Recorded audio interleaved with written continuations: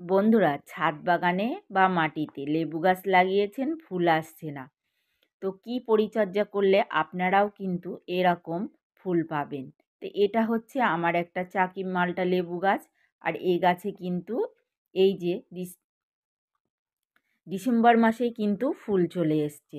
আর এই সময় গাছের পানির টানটা অবশ্যই দেবেন। তবে যাদের এইরকম ছাদ বাগানে বা মাটিতে লেবু গাছ আছে, আমি বলবো ভিডিওটি স্কিপ না করে পুরোপুরি দেখুন আর সকল বন্ধুদেরকে দেখার সুযোগ করে দেবেন।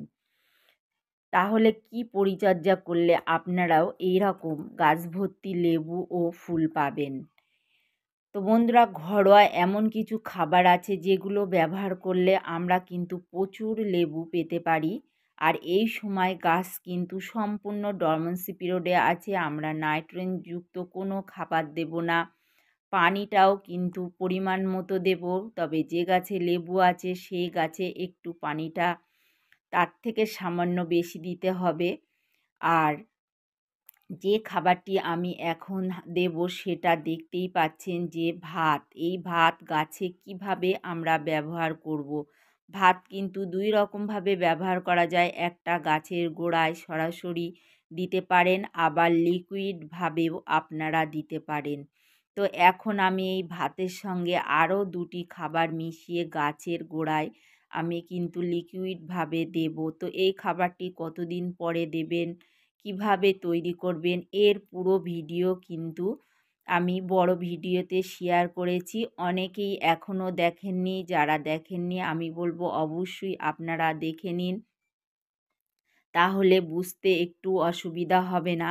এই যে দেখুন, আমি এখানে লিকুইডটি বানিয়ে রেখে দিয়েছি আর সম্পূর্ণ ডিকম্পোস্ট হয়ে গেছে। তো এখান থেকে আমি খাবার নেব, নিয়ে গাছে দেব। তো এখানে আমি কলার খোসা, আলুর খোসার ভাত নিয়েছি, নিয়ে আমি কিন্তু লিকুইডটি তৈরি করেছি। তো এই লিকুইডটি তৈরি করে কতদিন রেখেছি অবশ্যই আবারও বলছি, বড় ভিডিওটি দেখলে আপনারা সব কিছুই বুঝতে পারবেন। তো এখানে আমি 15 লিটারের বালতি নিয়েছি আর আমি মেশাচ্ছি 3 লিটার পানি। এই 3 লিটার পানি মিশিয়ে নিয়ে আমি গাছের গোড়ায় ব্যবহার করব। এই খাবারটি আপনারা মাসে 2 বার দেবেন, তার বেশি কিন্তু দেবেন না। দেখুন, এই যে ক্যারেটে আছে, আমি এই ক্যারেটে দিয়ে দেব 2 লিটার পানি। আর যদি আপনাদের কাছে 10 ইঞ্চি টব থাকে তাহলে আপনারা দেবেন 1 লিটার। আর এই যে 100 লিটারের ড্রাম আছে,